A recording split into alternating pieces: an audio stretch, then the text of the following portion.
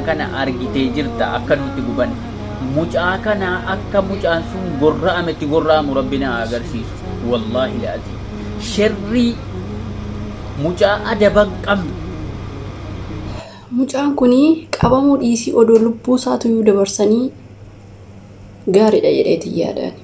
qabamuu dhiisii lubbuma isaatu baasuun bareeda ijoollee miskiina baadiyyaa keessatti Saawud Arabiyaa keessatti baadiyyaa awwaara fi aduu keessatti miskiina xixiqqoo daa'ima xixiqqoo tana oolutii fi gaala eeganii urfa keechaa fuudhanii ati kana ati walloodha ati oromoodha jedhanii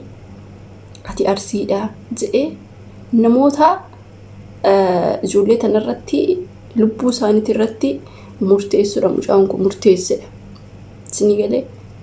ashamaar qabuun hordoftoota kabajamtoota chaanalii YouTube kalicha jalatti argamtanii jirtu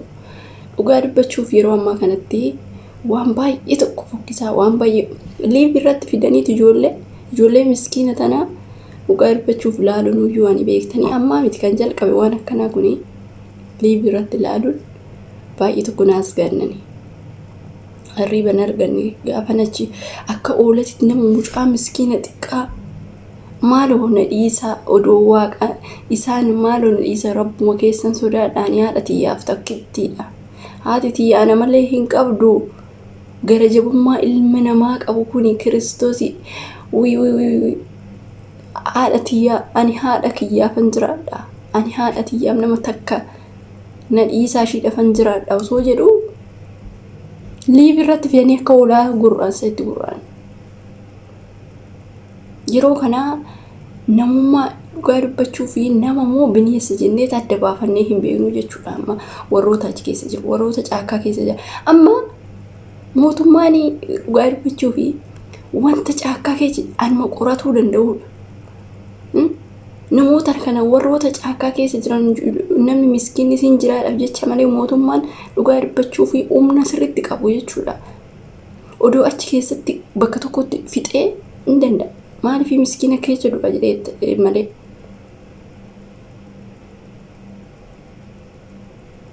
kan ani Itoophiyaa odoo jennu biyya Arabaattis immoo kan Itoophiyaa sanatti dhufee jechuudha asitti fidan isinii galee biyya namaa qoshoshiisuudha bakka hundatti ilaala abashoonni tun abaarramte waan dhugaa dubbachuuf dabdee guddaa qaba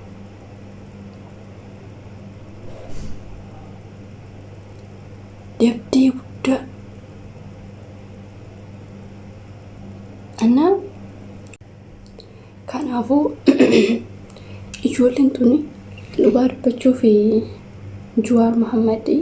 takkaan ishee amma funaanaa jira jechuudha takkaan ishee ijoollee miskiina biyya keessatti tasgabbiin qaban asitti dhufanii tasgabbiin qaban maal yaa rabbii kee dhugaa dubbachuuf maal cubbuu akkamiitu hojjete abashaan kun indee waan baay'ee tokko nama asganna waan baay'ee tokko nama gaddisiisu dhugaa dubbachuu akkamitti namni nama ta'e warroonni harka isheetiin ijoollee tana gurraate takkaan isheetiin hojii ishee argatti jechuudha waan hin tura malee hin bulu akka oolatti dhugaa dubbachuuf odoon arguullee baadhee ijji kiyya dhugaa dubbachuuf tiiktookii kanarratti akka oolatti odoo kadhatu maaloo yaa obboleessa kiyya dhugaa dubbachuuf sagalee isaas nama amma bakka yeroon taa'ee yaaduu sammuu keessa na baduu didi maaloo yaa obboleessa kiyya haadha tiyyaafan jiraadhaan ilmoo takkittiidha jedhee dideetuma akka oolatti gorra'ee haake jechuun daa'ima xiqqaadha dhugaa dubbachuuf odoo dargaggeessa guddaa ta'e miskiina irratti taphatti miskiina oduma iyyuu oduma maaloo na dhiisaa jedhu gorra'an akka oolatti yaa ukaa seexanni beektanii dhiiga namaa dhuguu bartee isaan seexana waan ta'aniif warri caakkaa keessatti galee kun sijammar warri isaa seexanaan tokko jechuun hin danda'u namarraa adda ba'anii seexana jechuudha malee namni sammuu qabu waa'ee walloo waa'ee oromoo waa'ee amaaraa maaltu geechi maal rakkatan simjiranii dagagatanii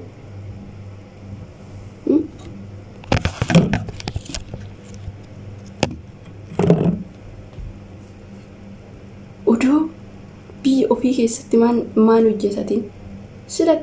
kanumaaf kan isaan biyyaaf nama nyaachuuf qalatanii nyaachuu didanii iyyuu hin ta'u. Namni oolaa qala malee namni nama qalwanii dhalladhee umurii kiyya guututti kunoo achitti dhaga'uu kiyya jechuudha. Watu maaloo na dhiisaa osoo jedhu mucaa kana lubbuudhaan dabarsuu liibii irratti yeruma sanii iyyuu immoo maaliifii warrumti achi jira sunuyyuu hin beeksisne dhugaa dubbachuuf liibii sanii qabamuun hin danda'ama akkoo. Miskiin akkanaa kana dhugaa hedduu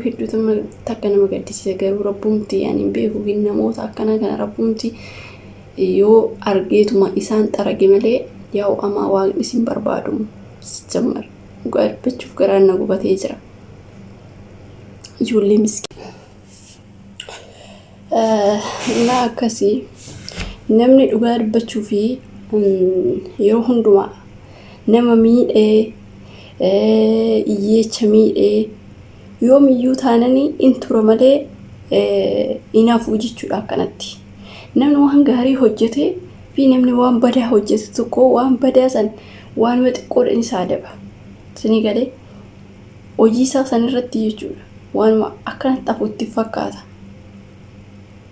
Garummoo argitanii dhiigni geessaa itti iyyee mucaa kana qabee jechuudha. Amma tun intalli liibii irra teessee boojii yeroo mucaan ajjeefamu yeroo inni akkas jedhu san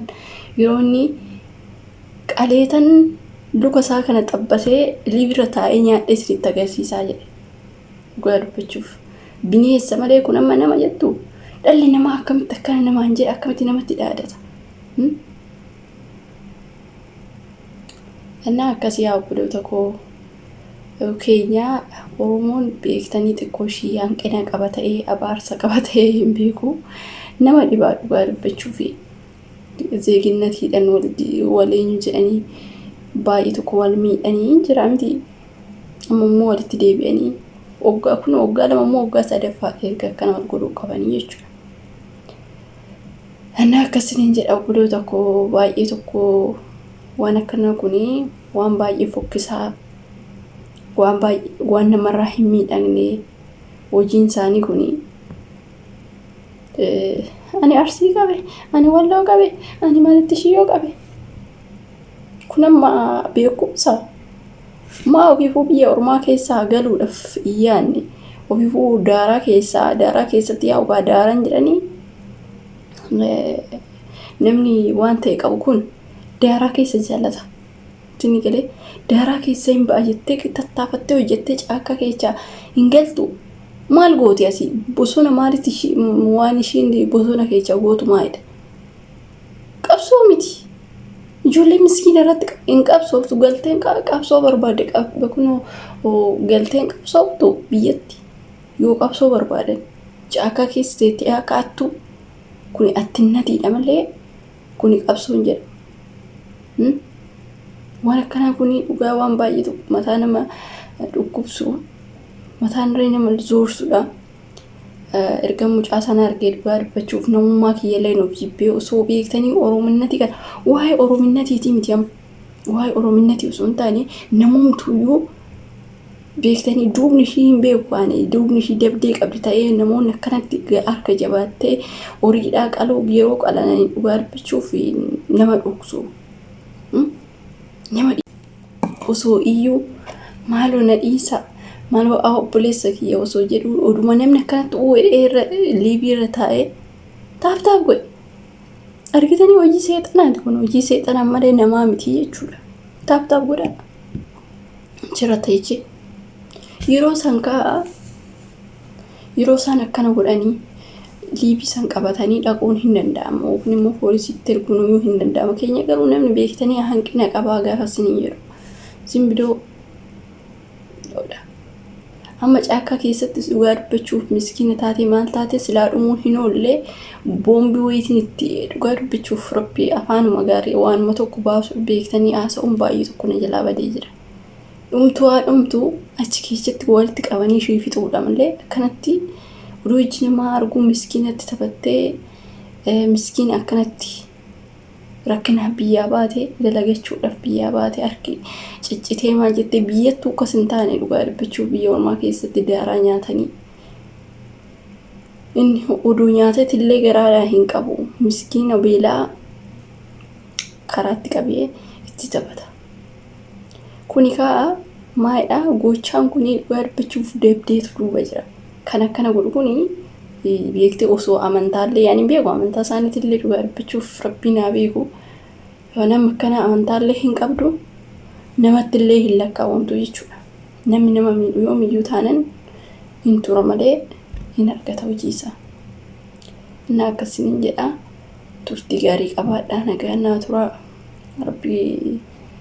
nagaa haa buusu wanti jedhamu hin jiru nagaan tura.